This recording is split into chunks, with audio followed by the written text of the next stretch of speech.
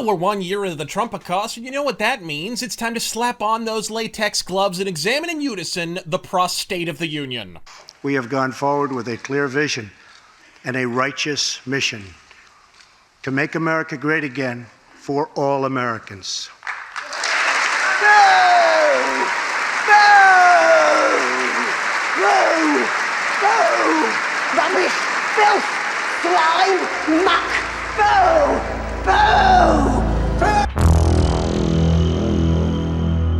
As for the speech in general, it was good, middling to great with a few fuck you flourishes. Basically, it was every State of the Union ever, with one notable exception. This speech was strategic in nature. Think about what you witnessed here, folks.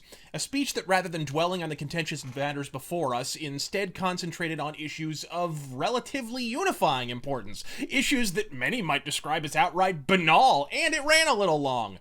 But therein lies the brilliance. Never Trumpers, it is officially time to admit it out loud. Trump did not happen by accident. This motherfucker knew exactly what he was wading into here. He knew whether he talked about nuclear war or fairies and fucking ponies, half the room would remain seated in impotent silent protest. And so, he outplayed the Democrats. He talked about fairies and fucking ponies. War orphans, homicide victims, victims of illegal immigrants, victims of North Korea are neglected war veterans. In short, shit absolutely everyone agrees about, and victims absolutely everyone supports. Trump took stock of the room, gave a knowing wink to the left side of the aisle, and said, "All right, bitch, you want to sit? You sit right in front of those cameras wearing your painstakingly rehearsed sourpusses while I pledge support for war orphans and shit." And the DNC, lacking discernible strategy and unable to pivot on the spot, sat there and looked like the biggest puckered assholes on the planet. Never before has the Democratic Party's complete absence of a platform come into sharper, crystalline fucking focus for me than after that State of the Union address right there. It's one thing to embody opposition. It's entirely another for Trump to be extolling war refugees and terminal cancer patients and to remain fucking seated regardless. I mean, you can criticize Trump's platform all you like. Fuck, even I have, but here's the thing.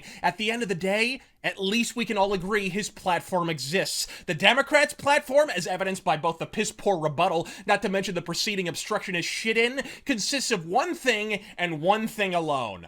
Undo the election. Full fucking stop. Look at the pursed-lip leer on old plastic-face Pelosi as Trump mentions even perfectly innocuous and agreeable subjects like cancer research, education, and a fucking North Korean refugee. Did this fucking sea hag see that cat's injuries? Bullet wounds, a powderized pelvis. They pulled a parasite out of his prick the size of a Winnebago. Answer to the name of Schumer. Point being, this bitch thinks a platform is that thing the villagers burned her on in the 14th fucking century. Unless your share, turning back time is not a platform, which as much as anything explains why the bitch now communicates through Egyptian fucking hieroglyphs on Twitter. Like I said, by itself, the speech was merely alright, punctuated by a few well-placed nutshots like Americans are dreamers too, but after the spray-tan fart cloud parted and Trump departed the podium at last, it was time for the DNC's official rebuttal, courtesy of the great freckled hope, Joe Kennedy, and so we braced for JoJo's bizarre adventure.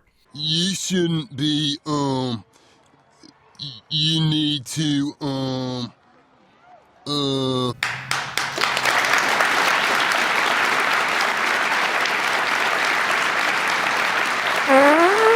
Hey, thanks for weighing in there, J.K. Drooling. Would you break into Grandpa's morphine stash? Finally, a Kennedy that combines the stupefying retardation of Uncle Ted with the untrammeled drug addiction of JFK. After weeks enduring everyone from the New York Times to Rolling Stone hyping up this hump, after watching that windfall of wit, I feel like Peppy Hare from Star Fox 64. This is the enemy's bioweapon? A gibbering ginger slobbering his way through a monosyllabic rejoinder while a mutilated Lexus looms in the fucking background? If this were any more symbolic of the DNC's current state, there'd have to be a melted clock on the fucking radiator. Folks, I'm gonna say this as plainly as possible. While a lot can and will change between now and November, and so I do reserve the right to change my prediction, as of right now, I formally call bullshit on Shapiro's midterm massacre prediction. While it's true the incumbent party tends to take a hit in subsequent midterms, and I'm sure this one will too, myriad factors like an unfavorable electoral map and an opposition party that can't decide who, what, or when it wants to run on,